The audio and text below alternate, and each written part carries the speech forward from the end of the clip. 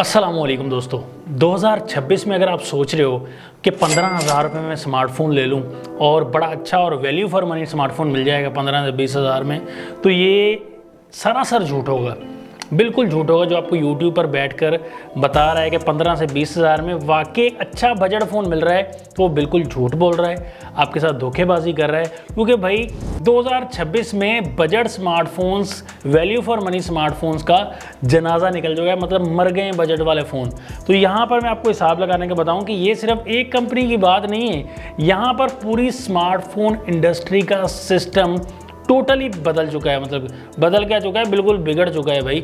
यहाँ पर अगर बात करें इस वीडियो में, तो बजट स्मार्टफोन्स 2026 में क्यों ख़त्म हो गए हैं और क्यों ख़त्म हो रहे हैं, 2026 में डाउनग्रेड क्यों लगते हैं ये वैल्यू फॉर मनी स्मार्टफोन्स, और पाकिस्तान में नया स्मार्टफोन लेना चाहिए या पुराने पर ही गुजारा करना चाहिए, और फ्यूचर में क्या होने वाला है, ये आपको इसी वीडियो में बताएंगे। बहुत काम के पॉइंट हैं, बहुत काम की वीडियो है, मिस मत कीजिएगा और सब्सक्राइब कर दीजिएगा। और पूरी वीडियो देखने के बाद बताइएगा कमेंट में कि आपको हमारी वीडियो कैसी लगी और आप कौन सा फ़ोन यूज़ कर रहे हैं। अब पॉइंट नंबर 1, बजट फ़ोन की हकीकत आपको बताऊं। जो फ़ोन 25,000 का था वो आपको 50,000 की प्राइस तक मिल रहा है, और स्पेसिफिकेशन भी वो नहीं मिल रही जो हमें पुराने दौर में 2-3 साल पहले आज से मिल रही थी। प्राइस भी कम, स्पेसिफिकेशन एमोलेड डिस्प्ले भी मिल रहे थे, और जो फ़ोन 40,000 का था वो 60,000 की बजाय 70-80,000 रुपये में चला गया है।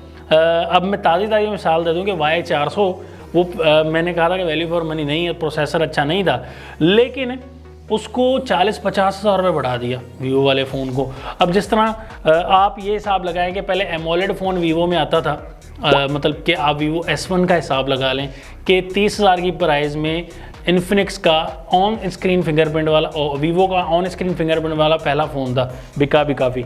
लेकिन आजकल ऐसा कोई सीन ही नज़र नहीं आ रहा। 1 लाख तक वीवो का कोई फ़ोन नहीं है, ना ओप्पो का कोई फ़ोन है स्क्रीन फिंगरप्रिंट वाला। अब जैसे ओप्पो की बात हो गई, यहाँ पर रियलमी की बात हो गई, और बजट किंग होता था रेडमी। मतलब कि ऐसे ऐसे फ़ोन्स जैसे रेडमी नोट 10 इन्होंने प्रोवाइड किया था एमोलेड डिस्प्ले वाला, ऐसा कोई फ़ोन ही नहीं था इस प्राइस रेंज में। ड्यूअल स्पीकर था, फास्ट चार्जिंग थी, उसके बाद आपको कैमराज अच्छे मिल रहे थे, साइज़ कम्पैक्ट मिल रहा था। लेकिन अब अगर Xiaomi की बात करें तो भाई बजट में कुछ भी नहीं रखा। अब बड़े बड़े फ़ोन्स की जो Xiaomi के फ़ोन्स हैं वो भी हमें प्रॉपर वैल्यू नहीं दे रहे, और 4G फ़ोन्स अब तक लॉन्च हुए, जैसे रेडमी नोट 15 सीरीज़ सारी की सारी आप देख सकते हैं। अब इन्फिनिक्स टेक्नो वैल्यू प्रोवाइड कर रहे थे 2-3 साल पहले, बजट प्राइसिंग में हमें बहुत ज़बरदस्त फ़ोन मिल रहे थे, लेकिन अब की प्राइस में, लेकिन फिर भी वीवो ओप्पो से बेहतर प्रोवाइड कर रहे हैं। लेकिन कुछ फ़ोन्स में आपको देखने को मिलेगा कुछ ओवर हैं और कुछ वीवो के बराबर हैं, लेकिन ओप्पो, वीवो, रियलमी और Xiaomi से कुछ हद तक बेटर मिल रहे हैं दोस्तों इस चीज़ में। और काफ़ी चीज़ में जैसे आफ्टर सेल सर्विस वगैरह इस तरह का मामला थोड़ा सा वो है, लेकिन बजट मॉडल्स जो हैं वो बिल्कुल गायब आपको मिलते हैं, और इतनी हाई प्राइस में बंदा कंफ्यूज हो जाता है। अब दूसरा पॉइंट ये कि फ्लैगशिप किलर फ़ोन क्यों नहीं बन रहे। जैसे कोई फ़ोन पहले 2 लाख 1.5 लाख का आता था ना, तो कहते थे कि हाई फाई स्पेसिफिकेशन है, कैमराज लेवल आते थे, प्रोसेसर लेवल आता था, उसके बाद सारा उसमें जो पॉइंट्स वगैरह होते थे, जो भी फीचर्स होते थे, सारे ज़बरदस्त होते थे। लेकिन अब जो है फ्लैगशिप किलर का नाम ही रह गया है। मतलब अगर आप बात करें कि फ्लैगशिप फ़ोन बनाना बहुत महंगा हो गया है, 4-5 लाख पर कहानी चली गई है। तो इसकी स्ट्रॉन्ग एग्जांपल आपको मैं दे रहा हूँ। नथिंग का जो प्रेसिडेंट है उसने यहाँ पर खुद बताया कि अगर 2026 में नथिंग फ़ोन से कोई, मतलब कि जैसा अच्छा फ़ोन बनाया है सबसे अच्छा, लेकिन उसकी कीमत जो है 90 से 1 लाख के करीब पाकिस्तानी प्राइस चली गई है। लेकिन प्रॉब्लम यहाँ पर मार्केटिंग नहीं है दोस्तों, यहाँ पर कॉस्ट ही इतनी ज़्यादा हो चुकी है। वो अभी 2026 में कोई फ़ोन बनाने का नहीं सोच रहे नेक्स्ट फ़ोन, कि भाई कॉस्ट इतनी ज़्यादा है, लोगों को हम वैल्यू फॉर मनी फ़ोन कैसे प्रोवाइड करें। पहले कम प्राइस में आ रहा था वर्ल्ड वाइड, मैं वर्ल्ड वाइड की बात कर रहा हूँ।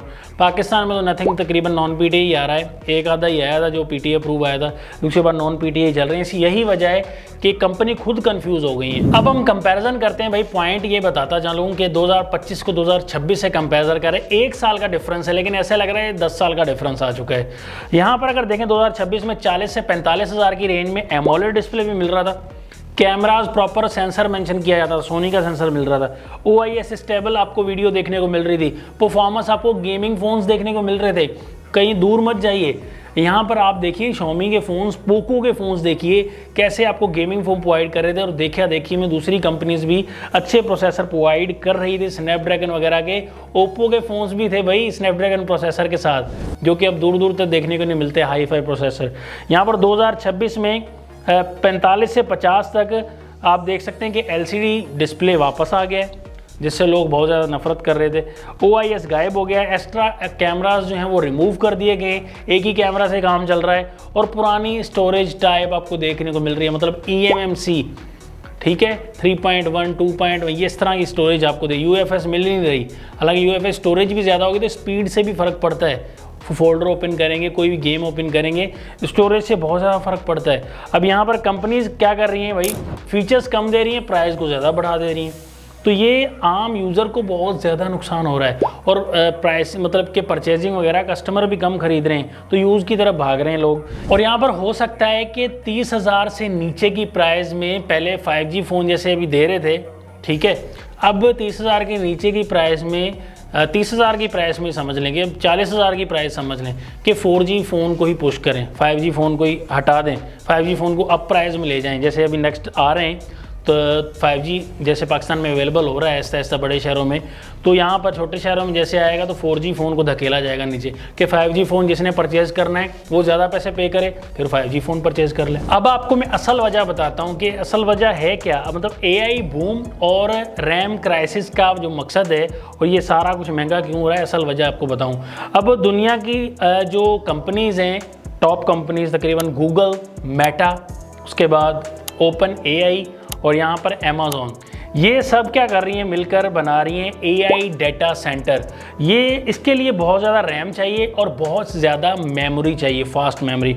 यहाँ पर दुनिया की जो कंपनी है, मतलब सैमसंग हो गया, SK हाइनेक्स हो गया, माइक्रोन हो गया, ये सब जो हैं मतलब ईयर्स कॉन्ट्रैक्ट साइन कर चुकी हैं पहले ही, और रैम महंगी हो चुकी है, स्टोरेज भी महंगी हो चुकी है, और इसके साथ फ़ोन बनाना भी महंगा हो चुका है, क्योंकि सारा पैसा उधर लग रहा है, उनको बड़े बड़े कॉन्ट्रैक्ट्स मिल चुके हैं। तो फ़ोन से उनको इतना क्या मतलब, जब उनको पैसा ही बनाना है कंपनीज़ को, तो भाई आम यूज़र्स इसको क्या मतलब। अब आज एक स्मार्टफोन अगर 50% कॉस्ट सिर्फ मेमोरी पर जा रही है, तो आप ये हिसाब लगा लें कि उनको क्या ज़रूरत पड़ रही है। फिर फ़ोन महंगा कर रहे हैं तो उनको पैसों की ज़रूरत नहीं है, वहाँ पर उनका पैसा उनको डबल ट्रिपल होके मिल रहा है, तो आम यूज़र से वो कैसे पैसा लेंगे। इसलिए जो है फ़ोन, स्मार्टफोन की प्राइसेस आधे से ज़्यादा महंगी हो गई है। अब मैं आपको बताता हूँ कि पुराना फ़ोन पाकिस्तान में लेना है या नया फ़ोन। भाई अगर 2026 में आपके पास अच्छा खासा फ़ोन है, मतलब पुराना फ़ोन चल रहा है, अगर डिस्काउंट या क्लियरेंस स्टॉक वगैरह मिले, नया फ़ोन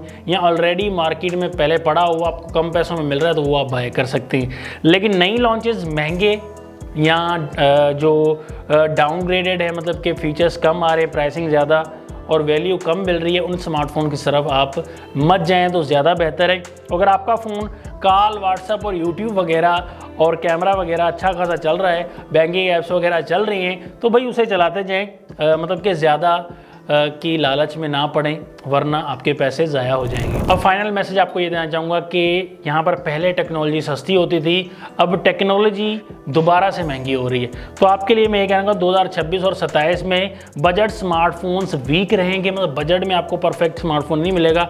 अब 30 से ऊपर 464 वाला मिल रहा है। यहाँ पर मिड रेंज स्मार्टफोन्स ऑलमोस्ट ख़त्म होने वाले हैं, और यहाँ पर फ्लैगशिप फ़ोन्स और ज़्यादा महंगे आपको देखने को मिलेंगे।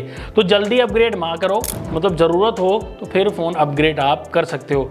अब आपको ये वीडियो देखकर मज़ा आया या नहीं, कुछ इन्फॉर्मेशन मिली या नहीं, ये हमें ज़रूर कमेंट्स में बताइएगा। और ऐसी वीडियो अगर आपको चाहिए तो ये भी कमेंट्स में बताइएगा। नेक्स्ट वीडियो ज़्यादा आपसे इजाज़त, अपना ख्याल रखिएगा। अल्लाह हाफ़िज़। पाकिस्तान जिंदाबाद।